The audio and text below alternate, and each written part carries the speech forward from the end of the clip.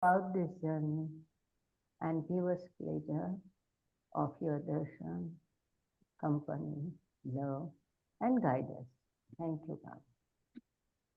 Beloved God, help us all to love you more and more and still yet more till we become worthy of union with you, and help us all to hold fast to Baba's Raman till the very end.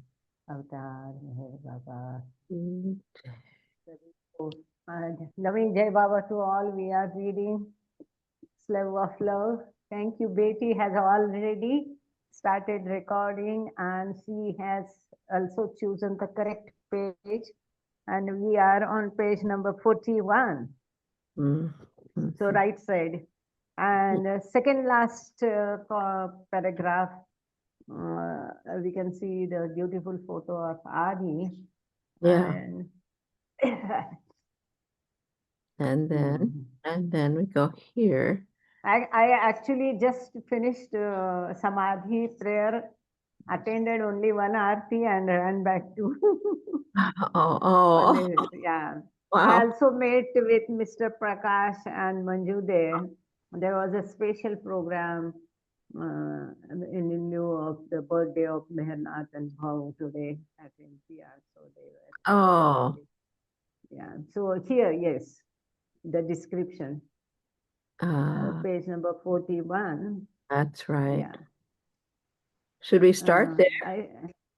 Yeah. Have you I think you started recording now?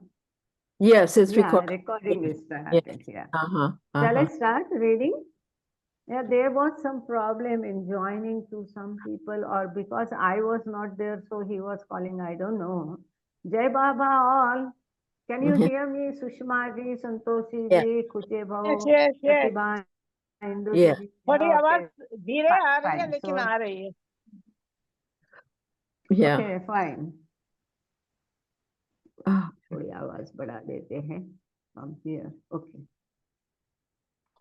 The description of what became known as the Mast Hotel, given in Williams' book, The Wayfarer, shows the eccentric detail that went into catering to the must. So wow, let's see. I'm not.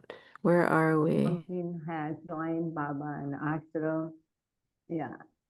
Yeah, I think. Yeah. Yeah, the description. Yes. So I'm not sure where we ended last time because we went off to Maristan. Yeah. No problem.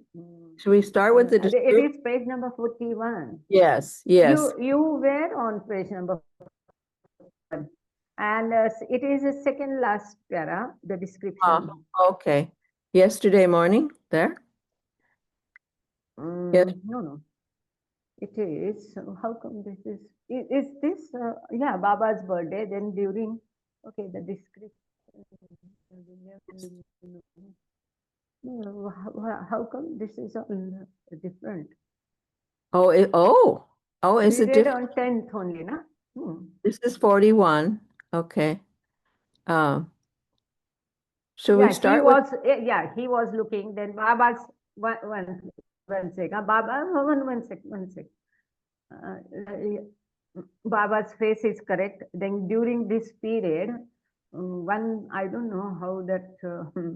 Okay, let's be here only. Because one paragraph is missing here. I don't know how. Oh, wow. Yeah, just be there only. Okay. So let's see. Baba's face we have done. Changes we have done. After that is during this period. And here you say William and Dr. Neelu were, like Adi Senior, not immune from Baba's jabs concerning their feelings about the woman visiting the ashram. William conveys an incident in his February 23rd, 1947. No, this is something else. Let's read from the book I have, then maybe we get some clue. Okay. Yeah, because Huh? Ah. Ah. Huh. yesterday morning, Nilu, and I had a bit of crisis with Baba. He had been poking us over Nergis, Dada Chandji, so we had some straight talk back. A straight talk with Baba is very refusing. This is not in this book. Oh, how Okay. interesting. Yes. Wow, different Yeah.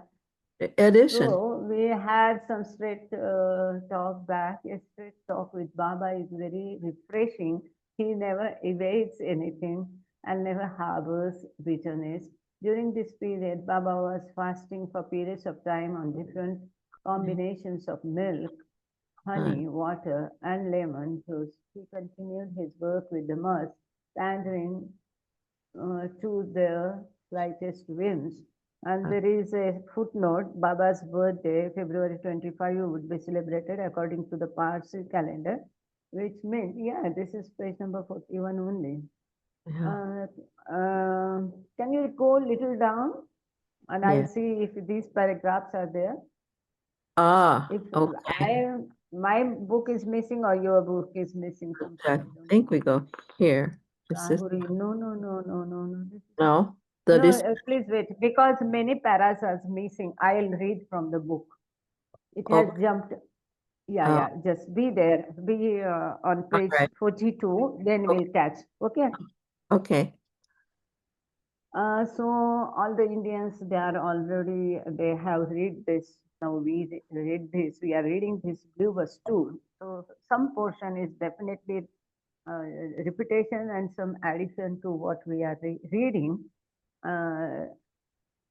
The description of what became known as the Must Hotel given in Williams' book, The Wayfarer, shows the eccentric detail that went into catering to the must. So, as we see in Bangalore, Baba and Mandali were staying at Links, and there was a must ashram behind the bungalow Links, and it was for the must. Baba had opened a type of hotel, Oh. a very poor condition as it is in the rural poor area. Things which were kept for must were uh, betel leaf pan, beedi, means cigarette, and tea. These things, tobacco, mostly, most of them must had this habit of having these things.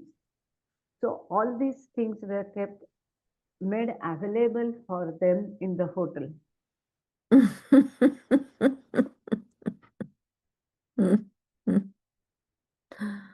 Okay. Oh, okay. This might happen here, but I can see only you, no one else. How can I change that? I don't know. Anyway, so that's why he says the eccentric detail that went into catering to the mass. These are the things were kept for the, and it was all free of charge. Anytime mass can come and demand anything and it will be provided. That was also a common place for all the mass to meet there. It was wonderful that all the mass together at one place. I was wondering how they must be communicating or contacting with each other. It is called.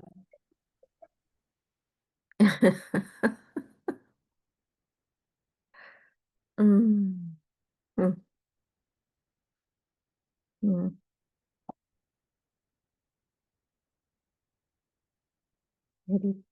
Was eccentric. There was table, there were benches, wooden bench for them to sit. Then he says, Baba was constantly attentive to their wishes, all he could to keep them amused. A tea shop was designed and executed with elaborate carelessness to perform to the preferences of mass for derelict houses of refreshments. Most of the, as we see, Chacha must, he had the habit of having a lot of tea. Some must have habit of chewing tobacco. Some was in habit of. So now we are on page number 42. And in your book, this goes third paragraph, Pan. If at all range goes, you will take over, Betty. The description of what became known as the Muslim Williams. Okay, Baba was constantly attentive. This we have done. So Pan, cigarette, and yeah. So I should here, third paragraph. Yeah, third paragraph. Okay. Pan means there is a footnote. Pan is a spiced chewing mixture wrapped in bitter leaves. So tea, pan, cigarettes, and bidis. Bidi is a rural form of cigarette, Indian cigarette, were at all times available, free on demand, to any of the mosques. The atmosphere was genuinely suggestive of the meaner sort of restaurant to be found by the score in the poorer parts of the teeming cities of India. William says that Chetty Baba was the dominant figure in the Mast Hotel and also a favorite of Baba's. There is very touching moments about Chatti Baba here. Chatti means earthen pot. He was from Tamil Nadu and he was very advanced soul on sixth plane. This must lived a regular life before becoming God intoxicated. He had worked as a station master, which was reflected in his ashram behavior. He would tap out Morse code messages with the hook that held his window open, and at irregular hours of the night or day, he would shout orders in English or Tamil to imaginary railway subordinates. As he was working as a station master, he had these habits. Baba said little about his work with the must, but he was careful on the must hunting excursions to be sure the Mandali knew the difference between God intoxicated individuals and the simply insane. The Mandali were usually told to be on the lookout for a person who neglected his or her own welfare and attracted a falling of devotees in the particular areas. Finding such individuals was, in the beginning of must hunting work, very much a trial and error game. The first must community Baba had set up a few years earlier in Rahuri in 1936 had become known as the Mad Ashram because most of them were mads. The Rahuri Ashram was principally for mad people, ordinary insane men from the towns and villages of the surrounding country. William would later write in the Wayfarers. There were a few genuine musts and a few god mad, but the greater number were mere psychotics of one kind or another with nothing spiritual about them. Rahuri was strategically located about 30 miles north of Ahmednagar, just a short distance from Meher Baba headquarters at Mehrabad.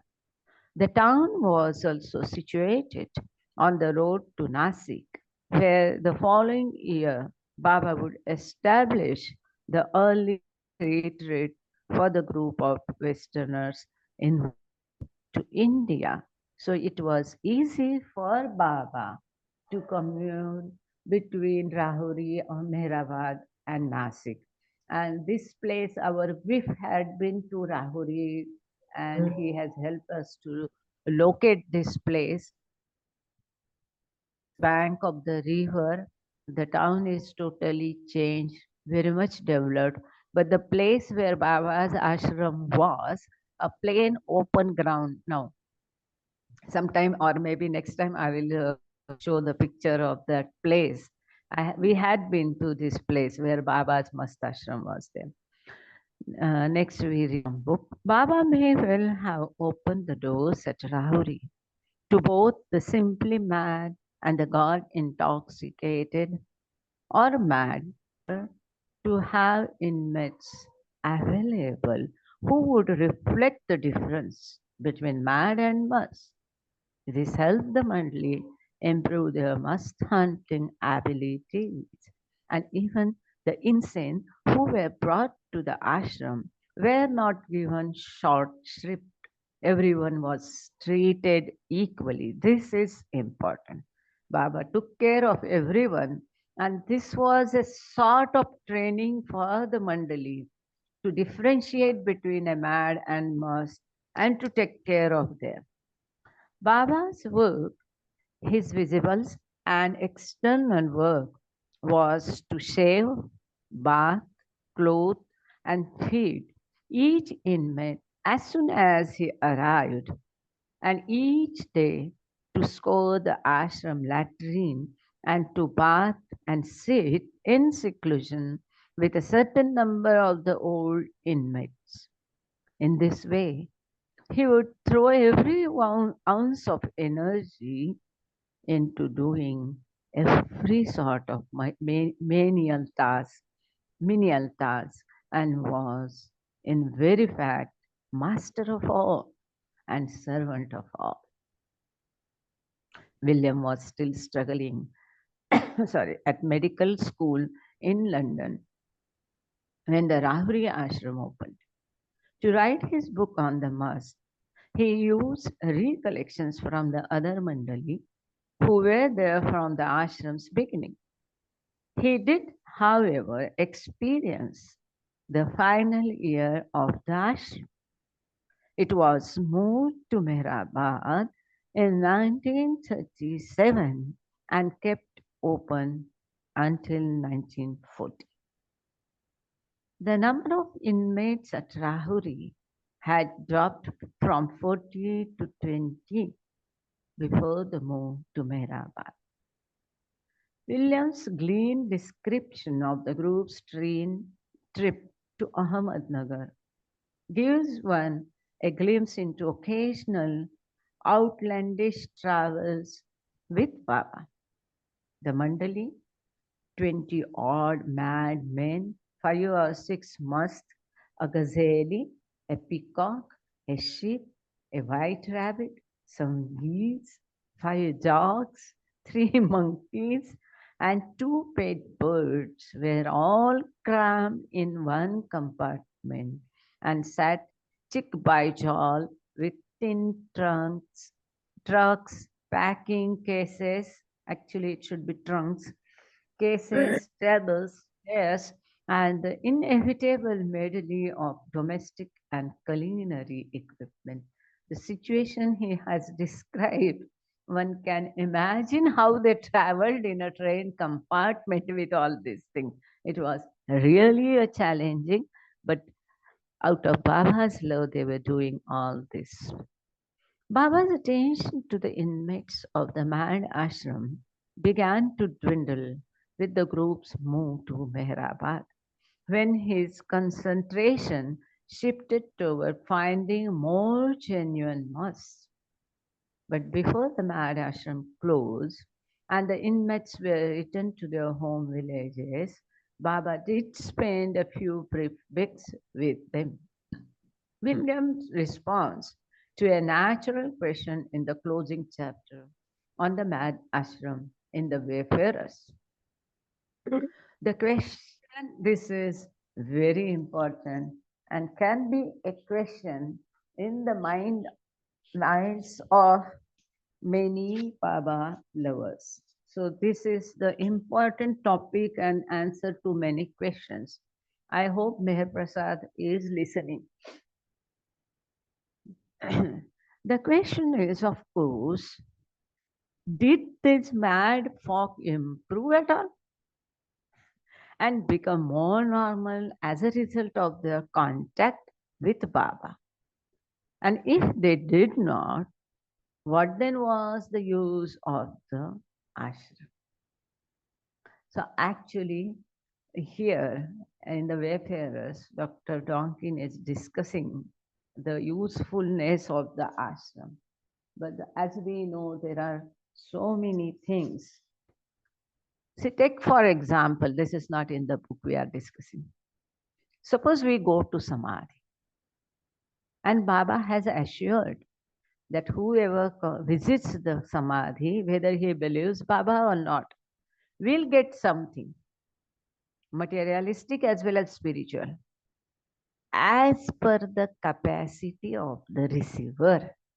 He will give in abundance for all. But we can't touch, we can't feel. As we breathe, do we that breathing air going in or out? Is that oxygen or air? Can we see it? No. As we cannot see or feel or touch our own breathing, in the same way, when God works for us, it cannot be seen, it cannot be touched, it cannot be smelled, it cannot be heard. Definitely there is something happening. In the same manner, Baba had made it clear that must help me in my work and I help them. Baba's work for must was because they were entangled and stuck up the stages where they were. Some must fourth plane, some must might be on fifth plane. So to push them from there, as we see somewhere on the sixth plane, somewhere Mazur. So Baba's work was definitely only spiritual, to give them a push, and which was definitely not easy. And it cannot be seen or understood if anyone was progress or not. But in some cases, there was mild differences in the behavior of the must. That is also noted somewhere. So we'll continue the reading book. I think the question is fair one. And the answer is perhaps not entirely satisfactory. That's what Donkin says. So we are now on page number 44. William did not think Baba's main purpose was to improve or heal the mental infirmities of these inmates. He attributes an improvement to the natural way the ashram operated. Their improvement might, of course, be put down to the strongly integrating force of Baba's individual love for them. Love does work miracles, and Baba did give them more selfless love than any ordinary mortal could have given them. This is very important, which Dr. Donkin himself has made it clear. I hope all are listening. यहाँ I will narrate it in Hindi. वो कहते हैं कि उनमें क्या फर्क हुआ कि नहीं ये पता नहीं, लेकिन इस संसार में कोई भी इनको जितना प्रेम दे सकता था उससे बहुत बहुत अधिक प्रेम बाबा ने इन मस्तों को दिया है. And that's true. अगर ईश्वर का प्रेम, अवतार का प्रेम वो पाते हैं तो इससे अधिक क्या चाहिए और क्या हो सकता है. So this was very important and this was the most effective way. Even before the Mad Ashram closed, other small satellite genuine must ashrams were being established in Ajmer and Jabalpur. So there is a footnote for Jabalpur. Jabalpur, sometimes called Jabalpur in central India, is known for the marble rocks, a gorge on the Narmada River, and the Dhuvadha waterfall. We all know about this, and Baba has done great work there is mandala, and now the trust has taken over by bought back this property of mandala, where Baba himself had made a replica of Samadhi. So this mandala property, maybe Westerners are also aware of this. Do you aware of this, Diana, Betty? Jai Baba? No, no, this is Yeah, huh?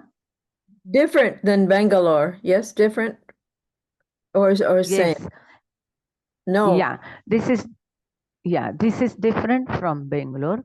This is in Madhya Pradesh. It is in near Jabalpur. You see that picture of Baba sitting by the waterfall. Also, Baba washing his hands in the Narmada River, and Marble Rock stories you might have heard. So there, 100 acres land Baba had purchased at Mandla. It was full of mango trees. And it was, Baba had said, this place is very pious and has a great spiritual importance. And Baba liked the place very much. But over the period of time, some people did the encroachment. It was, and there Baba had God built up a replica of Samadhi, Mandla. And now some few 5 or 6 acres land only through the litigation and court cases and all that. Somehow, with a great fight, trust could buy back the land surrounding that Samadhi replica at Mandla. Okay, so yeah. So Baba had Mastashram at Panchgani. Baba had Mastashram at Mahabaleshwar. Then Baba had Rahuri, Ajmer, Ranchi, Bangalore, Mandla, many places Baba had opened Mastashram, around 12 places. And Baba wanted to make the centers at 12 different places. So there was one island, there was one island in Karnataka, Karwar, near Karwar, and in between Karwar and Goa. It was a very small island, beautiful island, only a mile long and few miles in width. Can you imagine? But it was very beautiful. Baba liked it very much. And that time it was ruled by Portuguese. So it was pre-independence India. So Baba sent Norina Majbeli, Chanji, and 3-4 persons to do the talks with the Portuguese government, and Baba wanted to buy a land there also for the center, but it never materialized. Okay, coming back to our reading. Meherkrupa, you say the photo of Baba washing was this the photo on the book God Speaks, the cover? Is that the same photo? Baba washing? No, different. Okay. Different photo. Maybe once I return to home, back to Bombay, so next session maybe we'll present those photos and all that. Okay. Thank you. Jai Baba. So, even before the Mad Ashram closed, other small satellite genuine mast ashrams were being established in Ajmer and Jabalpur. This simultaneous activity started before William's arrival in India and his stay at the Bangalore ashram.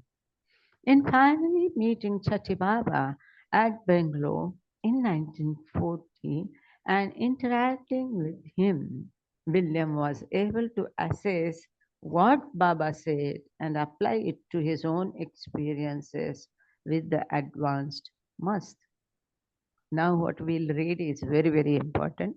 Baba has said clearly that in his contacts with genuine must, they help him and he helps them. This is very important because it has become a mystery for a common man. What type of work Baba was doing with the must and why it took so long, and whether Baba was utilizing the energy are the different sorts of questions. And it is here made very clear. Baba says these must help Baba in Baba's work, and Baba also helps them for advancing on the spiritual. So this is very clear. They love him and he loves them.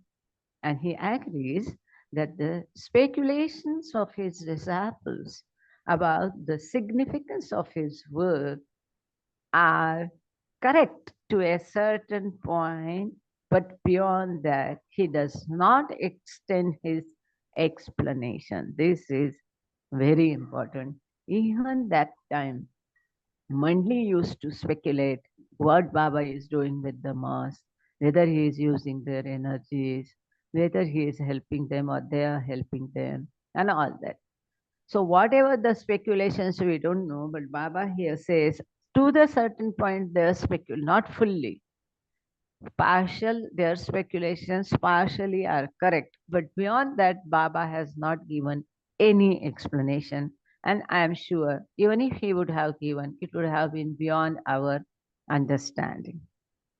Next, Baba told the Mandli that what each must did for him was a private matter between him and the must. This is very, very important and reading for the first time. Baba says whatever he did with the must is a private matter between him and the must. He said his must work was similar to the operation of the Meherkrupa school in the mid-20s, but because of the advanced states of the must, they usually know what they are doing for him and therefore provide greater help to him. This is very, very important. So, from this paragraph, we at least come to know through these musts, Baba was working on all these type of musts all over the world and future also. Yeah. In the same way, Must knew what he is doing. As Baba said about the school in the book The Boys, uh, by working on this age group, he is working for the boys of the future generation and this also of the same age group all over the world. So it was a symbolic work. Boys didn't know what he is doing, but must being advanced soul knew what he is doing. Because this is important topic, so I'll just in 1 or 2 minutes I'll narrate in Hindi for our Eastern brothers and sisters. तो बाबा यहाँ पर मस्तों के साथ क्या कर रहे हैं इसके बारे में बाबा ने स्वयं ने स्पष्ट किया है कि मस्त मेरी मदद करते मेरे कार्य में और मैं भी उनकी मदद करता हूँ। जितना प्रेम बाबा ने मस्तों में से किया उतना संसार में कोई उनसे प्रेम नहीं करता था। ये मस्त भी बाबा से बहुत प्रेम करते थे और उनको पता था कि बाबा उनसे क्या मदद ले रहे हैं और बाबा उनकी क्या मदद कर रहे हैं। इसके बारे में ये प्रगत आत्मा थे, इसलिए उनको पता था, इसका एहसास उनको था और वो भी बाबा से प्रेम करते थे, बाबा भी उनसे प्रेम करते थे। और इसके विषय में मंडली जन को जो भी अटकलें थी, बाबा कहते कुछ हद तक सही है, पूरी नहीं है, लेकिन इससे अधिक स्पष्टीकरण बाबा ने दिया नहीं इस विषय में। फिर आगे बाबा कहते हैं कि जो कुछ बाबा मस्तों के साथ कर रहे हैं, ये मस्त और बाबा इनके बीच का निजी मामला है और अधिक इसके विषय में बाबा ने बोलने से इनकार किया है। बाबा ने इतना ही कहा कि 1920 के दशक में जो स्कूल था मेहराबाद में बाबा चला रहे थे, ये मस्तों का कार्य भी कुछ हद तक इसी प्रकार से है कि वो मस्तों के ऊपर भी इसी प्रकार से कार्य कर रहे हैं जिस प्रकार से वो बच्चों के ऊपर कार्य करते थे। तो जैसे बच्चों का कार्य ये सिंबॉलिक था, इसी प्रकार से मस्तों का कार्य भी है कि इस प्रकार से उनके द्वारा उस प्रकार के सभी साधकों के लिए बाबा कार्य कर रहे थे। Now we are moving to the next chapter. Back to Mehrabad the long way, page number 45।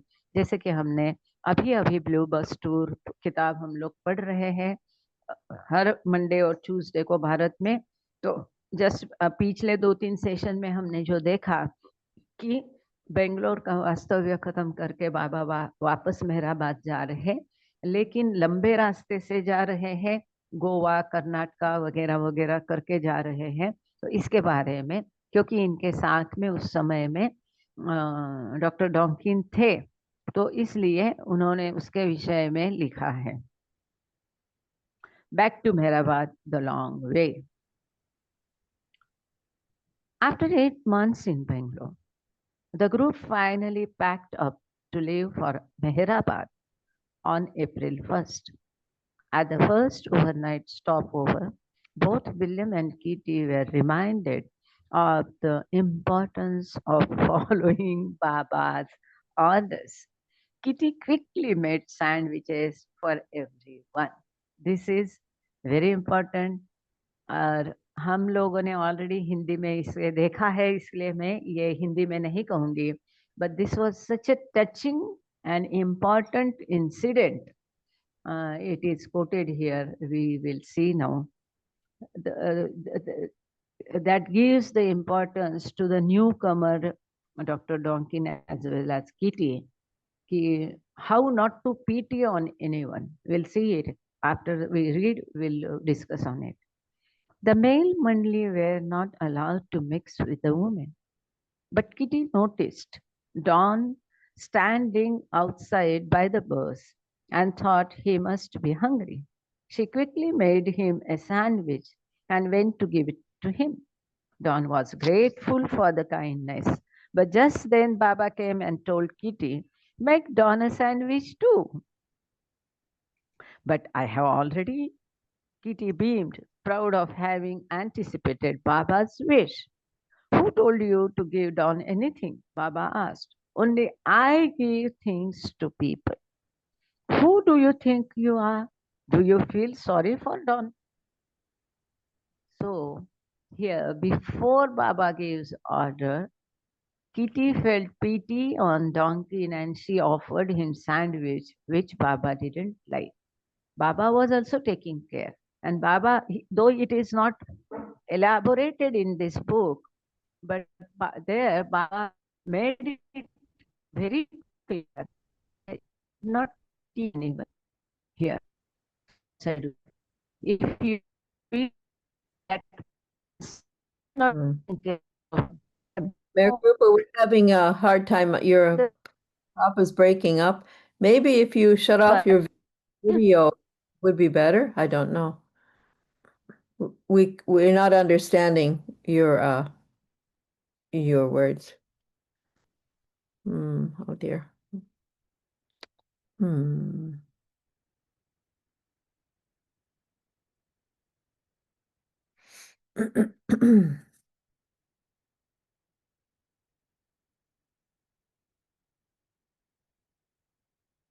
Okay.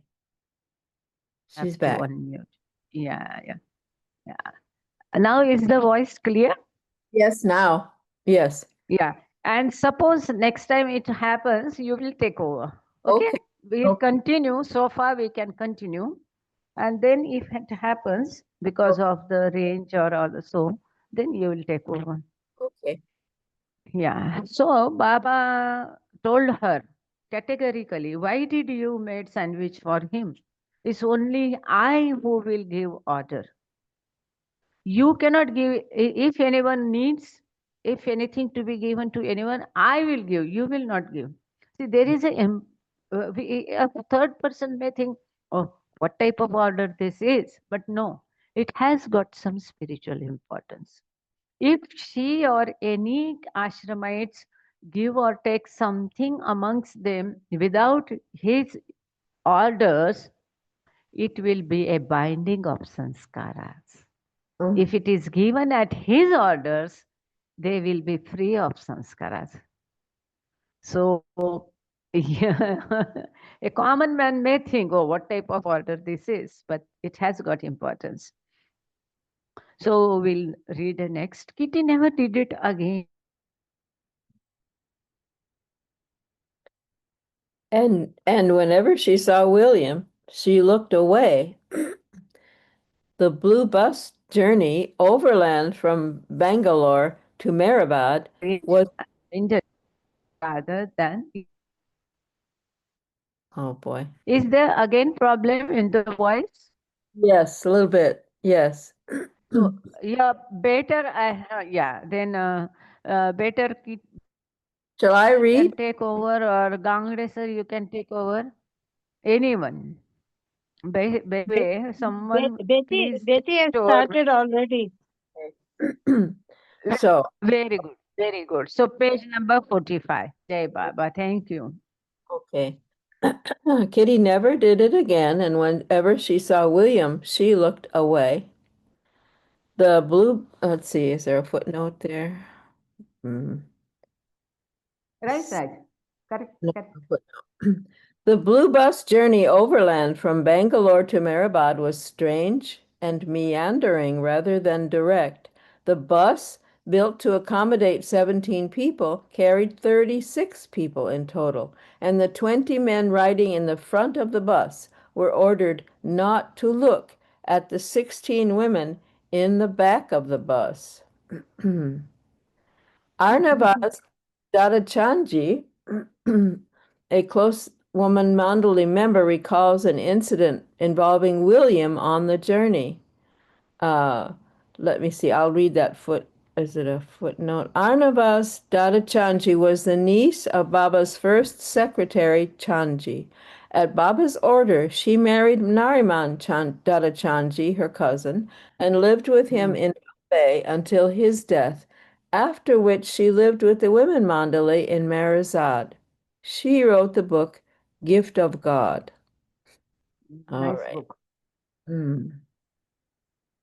She recalls an incident involving William on the journey. Baba had just cut up a watermelon and given those on the trip small pieces to relieve their thirst.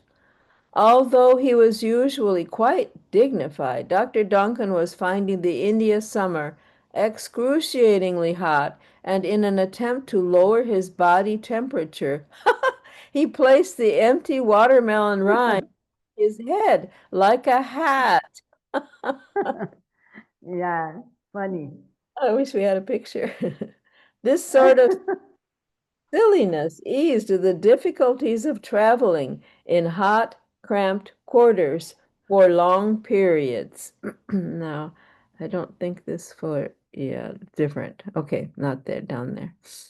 Baba traveled separately in Elizabeth Patterson's car. In addition to the overcrowded bus, there were 5 cars making the trip. The stops along the way included Jog Falls, which has a drop of 950 feet. The group finally reached Karwar, a seaside town on the Kali River, on the evening of April 4th. William relates the stopover experience. All the women went to the Grand Hotel with Baba.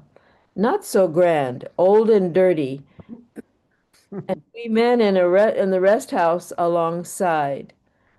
This Karwar is a divine place. Jungle-covered hills falling into the sea, sandy bays and rocks, headlands and trees over the beach, island out to sea. William went for a swim the next morning in the river above Jog Falls. Baba quoted Persian poetry to the group in the morning, during which William admitted he was only half awake. The gist of the translation is, it takes time for the runner to gain speed. It takes time for the sleeper to awake. And it takes ages for one who has been spiritually asleep to be spiritually awakened. Very important. Baba was very taken with the Karwar area and the coastline area, to the point that he took the entire group to the island of Anjadiv, a mile or 2 off the coast. This is where Vasco da Gama first landed in India, a very tropical island about a mile long, half a mile broad, with 2 springs of water. And then the footnote is, Anjadev Island is the largest of a chain of islands off the town of Karwar in Goa.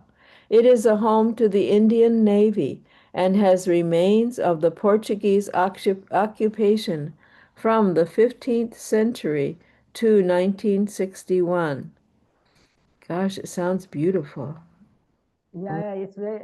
Would you like to hear a story about Joke Falls here? Yes. It is a very famous and beautiful Joke Falls, but they have mentioned 5 cars, but there were only 3 cars. One was sedan given by Elizabeth to Baba, grey color, and one was Avant, that was Saroj car, and another was open. And they have given the description, but it was such a challenging on the steep way and rounds and rounds and goes and deep valleys, and in that the lights went off of the bus. In that there were so many punctures, they missed each other. So by the time they reached the Jog Fall, it was totally dark. But that Diwan had arranged a special show for ladies and Baba to see the Jog Fall in the night, in the lightning, some arrangement he had done. They say we were so tired. He had arranged even chairs. In the night, they crossed the river, was again a challenging job. And Baba said, no, he has arranged, so let's go now. And midnight, they goes to see the Joke Falls when they are the whole and so much tired. They wanted to only sleep. But because Baba's order and to see there, he had arranged the chairs. And she says, as soon as we sat in the chairs, we fall asleep. And Baba used to clap and say, see how beautiful it is. They had arranged the persons there who will lit the lamps like fireballs. By lighting the fireballs, they will drop those fireballs in the by the side of the fall. So in the light saw that fireballs in the all dark, and only that fall with the water sparkling, it will look very beautiful. So the special show was with the sparkling fireballs to see the Joke Falls. So Mani says, half of us, we were already asleep and didn't see the show. But when Baba then clapped and said, okay, let's go back. My gosh. Yeah. Difficult. All right. Shall I read or do you want to read, Meherkrupa? So you can continue, page number 47, or Diana can also read if you want some rest. I'll read for a little while, Diana. Okay. During the tour, they met a Catholic man who was writing a book about the place. He spoke good English and talked to us. One sec. One sec. Again, 3 paragraphs mixed. I will read those. Can you hear? Is the voice clear? Yes. Yeah. Later the same day, Baba said he wanted to buy the island from the Portuguese if possible. William, Norina Majbeli, and Elizabeth were dispatched to visit the governor of Goa to explore this possibility. And further, Baba had given them instructions. If the governor of Goa is like this, then he will do this. If he has mustache, then who will react in match? Funny orders, sort of. William's diary mention of having to buy a suit reflects the formality of the planned visit to the governor. It would be almost a week before the audience with the Goa governor could take place. In the meantime, the group visited Old Goa, the church of St. Francis Xavier, and the tomb of that saint. There is also a footnote. Norina Mashvili was a co-founder of a perfume company with her husband, Prince Mashvili. Before joining Baba as a devoted Mandali, she was a stage and screen actress, mime, mystic, and publisher. Now you can take over during the tour. Okay. go. During the tour, they met a Catholic man who was writing a book about the place. He spoke good English and talked to us, but kept glancing quickly at Baba, writes William. Afterwards, Baba told us we were all blind and we didn't see at the time that he was Baba's agent, a very advanced, conscious agent. Baba told this group that the Catholic man could leave the next day. Elizabeth ran into him and then he told her he was leaving at once. And he had an urge to go to a cold country because he felt on fire. Must hunting continued in the Goa area in early April. Although Baba said he loved the area and its spiritual atmosphere, the bid to acquire Anjadev Island proved unsuccessful. Quote, yesterday, Norina, Elizabeth, and I went to see the governor on Baba's order about the island off Karwar. He said no renting or concessions could be given to anyone. It was law. A shrewd old boy, I thought, but polite, kind, and decent, said William in his April 13th, 1940 diary entry. Baba continued his quest for a perfect boy on many of his travels, and Goa was no exception. A 15-year-old orphan was found who spoke Portuguese and some English. The boy was working as the servant of a local priest. We had some trouble getting him, having to argue with the priest, sisters, and brothers. But he came with us the next morning. Nearly all the village was there to see him off, as he was the most popular boy of the village, bright and intelligent, much sisterly weeping when he left. The group departed from Goa on April 15, taking the boy with them. William said everyone was happy to be on their way. We were glad to leave. Too sticky and smelly. The hotel smelt of fish, wine, and phenol disinfectant. The next stop was Kanapur, where Baba took the men to bathe in the river.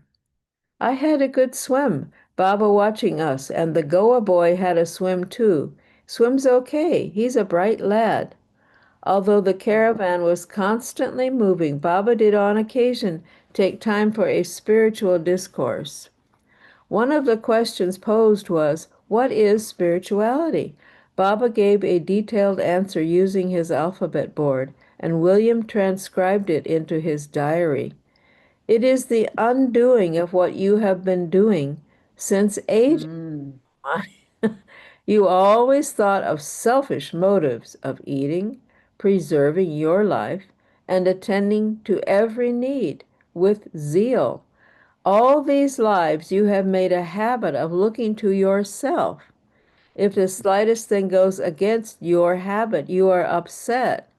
Baba said it was necessary to go against one's acquired nature to undo these habits, and one had to focus on others rather than oneself. This is called love, but it needs character, poise, perseverance. Poise. Very important. Yeah. Very important. What is spirituality? poise? What is poise? That state of mind where nothing excites you, nothing upsets you, then only can you help others. Then only can you make others happy. That means love, thinking not of yourself but of others. Musts often attach themselves to the group along the way. If they proved suitable, they were included for a while. After leaving the Goa area, the group went on to Belgaum and then Amboli, a British hill station on the western Ghats near Goa, offering a view of the coast. Baba used to sit on the bungalow veranda at Anboli to dictate his letters and other work there. The night before we left, Jampa, the Belgaum must, was very noisy and restless, and at 2 o'clock in the morning he broke the window and pulled away part of the frame. Because his disruptive behavior made him too difficult to look after, the must was left behind in Belgaum. A diary entry at the time shows Baba was also wrestling with problems among his followers. Baba lectured all the ladies this morning about controlling emotions. He wants us to get angry, but to control it, to hate, but to transfer the hate to love, to maintain poise always. That is spirituality. The women, he says, make such a fuss over small things. They have no courage to control their moods. The party then moved on to Panchgani, arriving there the afternoon of April 28th. There's a footnote here. Panchgani is a scenic hill station that was used by the British as a summer resort. It is known as Mecca of Maharashtra. Baba and his companions went there many times over the years. Baba had a cave dug there in which he and various mandali would at times stay in seclusion. Okay, where is there is also a Nawab Mahal. Nawab Mahal means those kings, Sardar and all that. It's Mahal, palace near Panchgani at the foothills. A very beautiful place, even now it is maintained nicely. So Baba had stayed there and he had Mastashram there also. Nawab's Mahal, Pasarani it is called. Near Panchgani. Yeah, please continue, Jai Baba. Party then moved on to Panchgani, arriving there the afternoon of April 28th.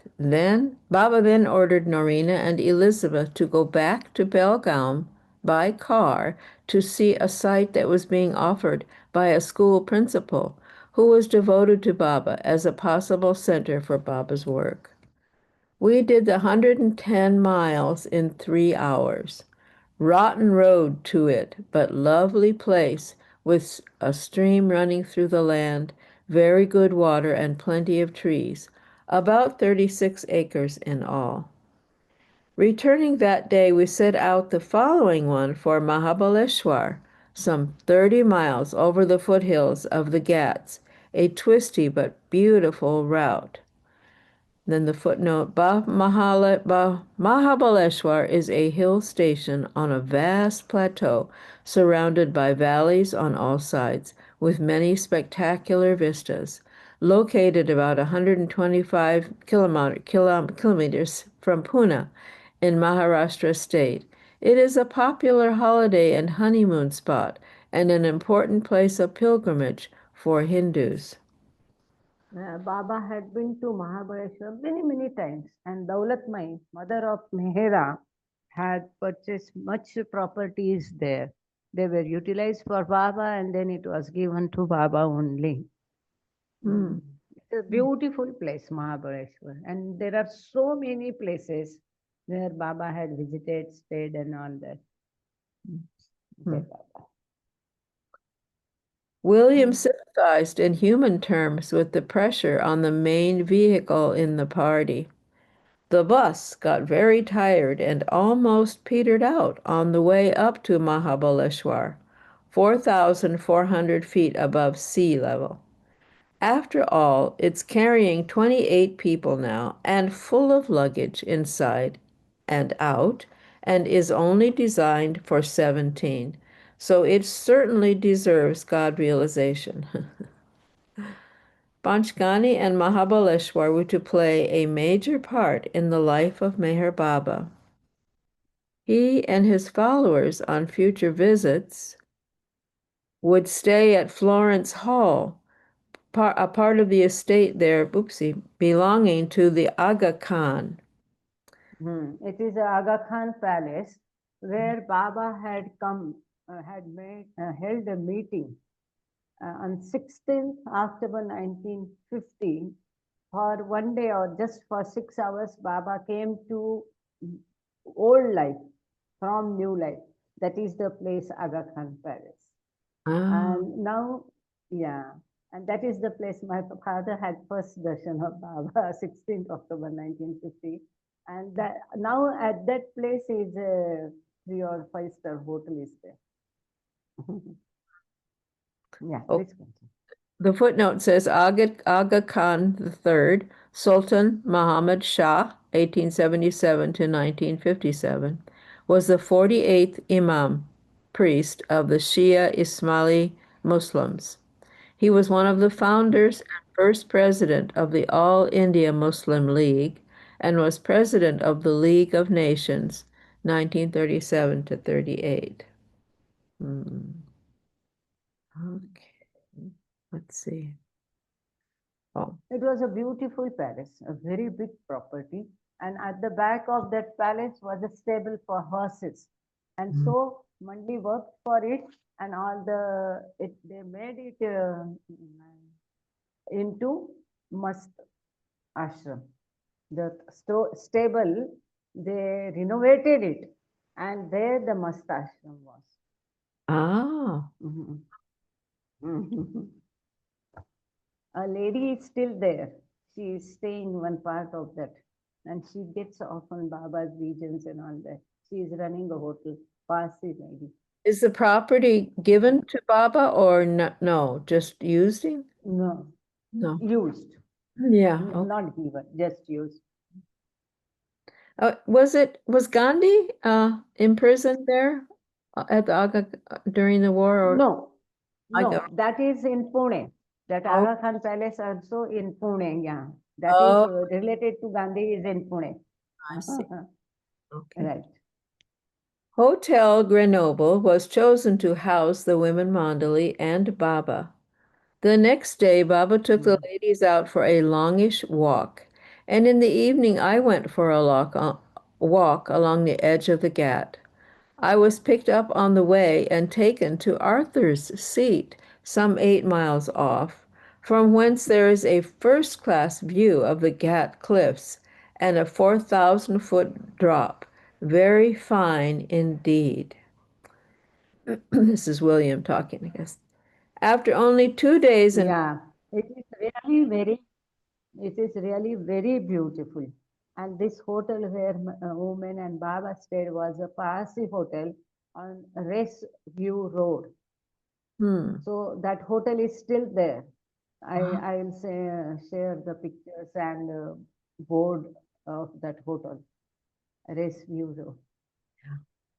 That hotel is still there. It has 2 sections. Both sections they had stayed. Wow. After only 2 days in Panchgani, Baba and company then left for Ahmednagar, the city closest to his Meherabad ashram. On the way, there was a brief stopover in Pune, Baba's birthplace. Here, everyone went to Boon Garden to see the tree under which the perfect master Hazrat Babajan would sit looking out over the river. William describes another set to he had with Baba during the journey that reflected the importance Baba placed on responding to orders even earlier than asked. Baba buttered me up in front of the others in Ahmednagar. 2 days before, however, he began poking me, saying, "Why wasn't I ready to start?" when it wasn't yet 6 a.m., at which time I had been ordered to be ready. I got peeved with Baba, and he later ticked me off for having gotten ratty. Baba always tries to upset one in one's worst moments, which with me, with Elizabeth, is in the early morning. Huh. Then very important. Next. Throughout Baba's lifetime, he was strict about time, and many followers learned quickly to report a half hour earlier than when they were asked. Baba also demanded an instant response when he called someone, to the point that if a man had been shaving when Baba called, the disciple was to come to Baba even with his face still lathered. several Mandali members changed from wearing drawstring pants to elasticized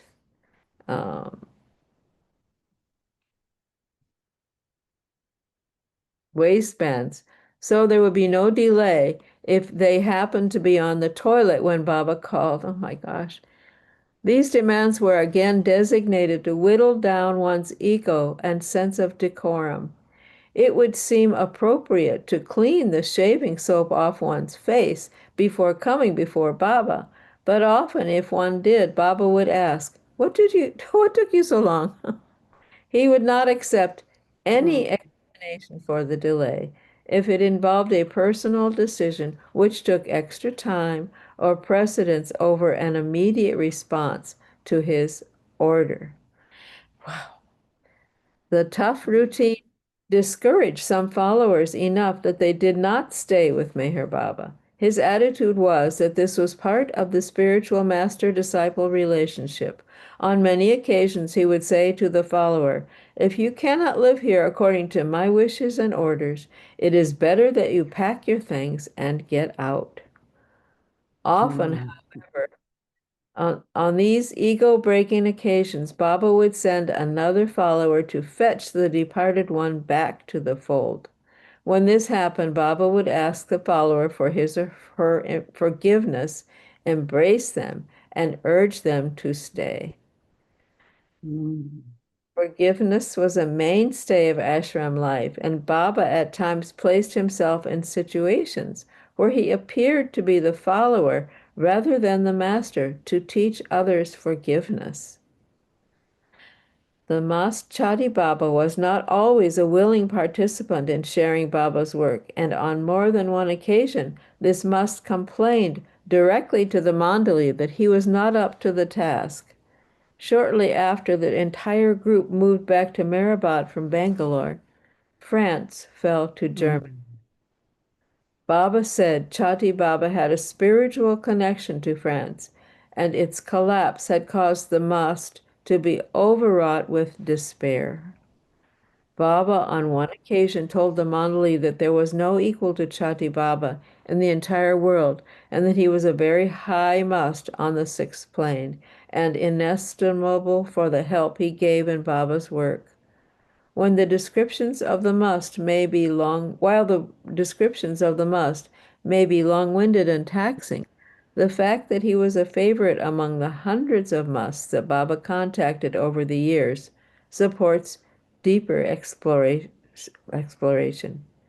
Whenever Chati Baba had to move from one place to another in India, the Mandali were constantly nervous. Oh gosh, that must be Chati Baba. Look at that. Oh my. Oh, You can show that. oh, Yeah. Chati. That's a picture of Chatti Baba. Chatti Baba was one of Meher Baba's 5 favorite mosques. Oh, God. Lingam and other disciples faced many challenges dealing with these God-intoxicated individuals. They cared little about their living conditions and material needs. The mosques were often held in high esteem and revered by the people in the communities where they resided. Oh my God. What a handsome fellow. Mhm. Wow. Yeah, very strong and stout, and he was from Tamil Nadu. He used to speak Tamil, and chatti means a earthen pot, because he used to eat from the earthen pot like Gadge Maharaj. So in uh, uh, Tamil language, chatti means earthen pot. So his name Chatti Baba. It's a nickname. Gosh. Wow. You can see the must was usually transported on a train rather than in the bus or auto caravans that the other followers took. Chati Baba often repeated his wish to return home, and on many occasions would refuse to return to the train on stopovers while traveling through India and Ceylon, which is Sri Lanka. Mm. Wow. The moods of this great man were extraordinary and would fluctuate from a sunny expansiveness to a truculent attitude without apparently much provocation. William would later write in The Wayfarers, he was like a child, quick to change for a very little thing, but he had a bewitching enchantment about him that made him loved by all. The other important musts have all had their charm, but some sort of disposition that made them attractive, and some sort of disposition that made them attractive. But there has been no one who has been so unanimously commanded, who has so unanimously commanded the affection of others. Diane, I wonder if would you like to read a bit? or Sure, I'll read. let's see. Could you start when the group? Sorry, it's askew. I can read askew. When the group finally staggered into Meherkrupa, Chadi Baba renewed his habit of pouring earth over his head. This was followed by a bath when about 200 buckets of water were poured over his head. At this time, he also developed an insatiable appetite and repeatedly complained about not getting enough to eat. As Baba was always willing to please the musts, at one point Chadi Baba was even allowed to bathe Baba with 10 or 12 buckets of water. He always referred to Baba as his big brother, and on one occasion said, "My big brother still has a bit of work to do in the world, but I haven't the strength to do such work myself." Oh. On bitter cold January nights, the must would remain outside, stripped to the waist, when the Mandali were sleeping inside under 3 or 4 blankets. While Chadi Baba longed to return home to Negapatam, to the point of being constantly miserable, he did advise the follower to stick with Baba when the follower was thinking of leaving the ashram life. So important. You want to leave, don't you? But what's the good of it? All the world is in Baba's power. So where will you go? Serve him now. He is the ocean. And if you'd like me to read about Negapatam, it's now called Nagapatinam. It's a city in Nagapattinam. Thank you.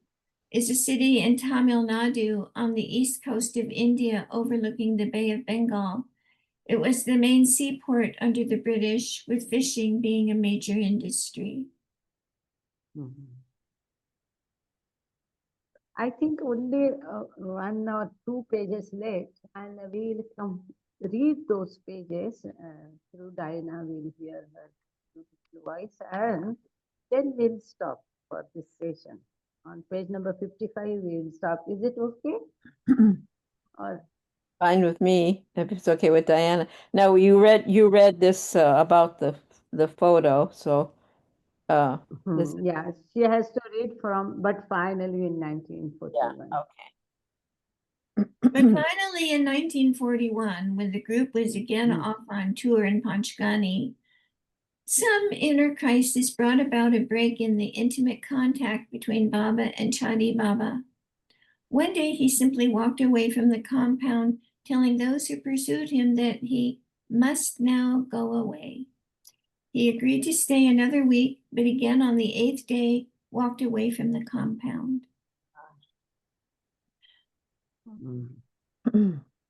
Some of the Mandali followed him in a taxi and decoyed him into it by promising to take him at once to Negapatam. They drove back to Panchgani. Baba, who was then in seclusion, came out to see him, but Chadi Baba refused to get out of the car, wept aloud, and told Baba he was very, very tired and that it was time for him to go. Baba fed Chadi Baba by hand in the car, and shortly after, 2 Mandali packed their bedding rolls to accompany him back to Negapatam. A gray veil of melancholy closed about the hearts of those watching Chadi Baba's departure, for this old man, whom all had come to love so deeply, had left them. They felt, as Baba must have felt, infinitely more deeply than they, that someone irreplaceable had gone out of their lives. William said that Chadi Baba was unique. Years after he had been separated from Baba, the Mandali and even Baba himself often recalled with delight his little ways, and especially the lightness and captivating spell of his laugh.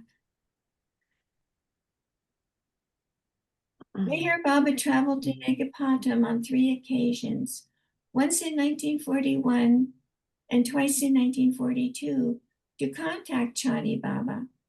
Details of these meetings remain a mystery, although the last meeting in 1942 is reportedly ominous. In true nomadic fashion, there was another quick turnaround in Ahmednagar and Meherabad, and within days, William found himself back in Bangalore briefly. Then he returned to Meherabad and again was dispatched back to Bangalore. All of this took place in a 4-day period. Before William returned to residential life at Meherabad, he stopped briefly in Ahmednagar, where Baba and he were told of the accidental death of Bua Sahib in Pune.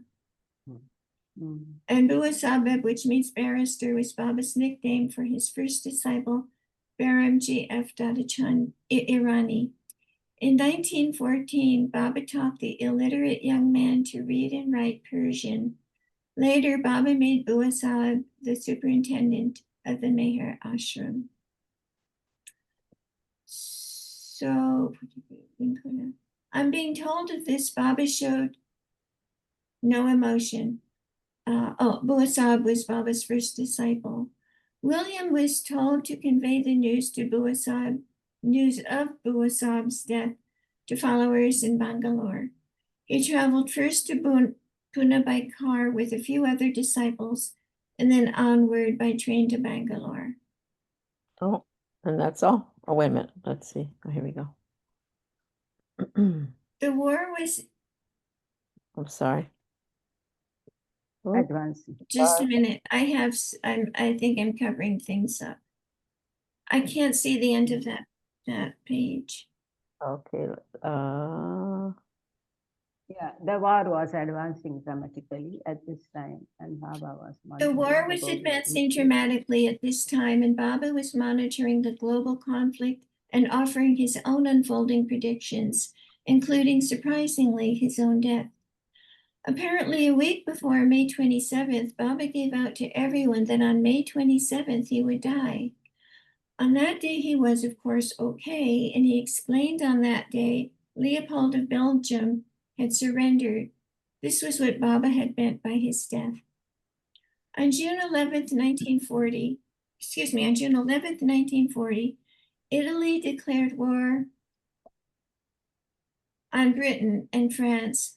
Although William had been going regularly to Browning Hospital in Bangalore and performing operations there, the must compound at the Links was being shut down, and a number of disciples were being sent to Meherabad and elsewhere in India.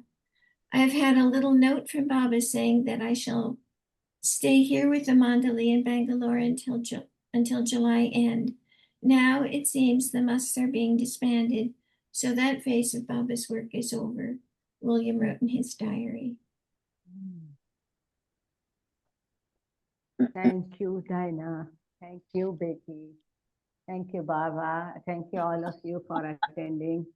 And we will conclude the session with Aarti. Gangre sir, Veena Tai ko bol dijiyega Aarti gaane ko. Avtar Meher Baba ki jai.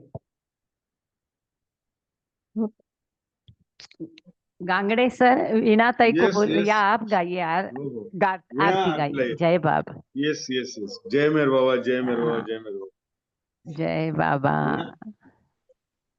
O glorious eternal ancient one, your face is a bright transcendental sun. Light on this dark world and the tears I weep.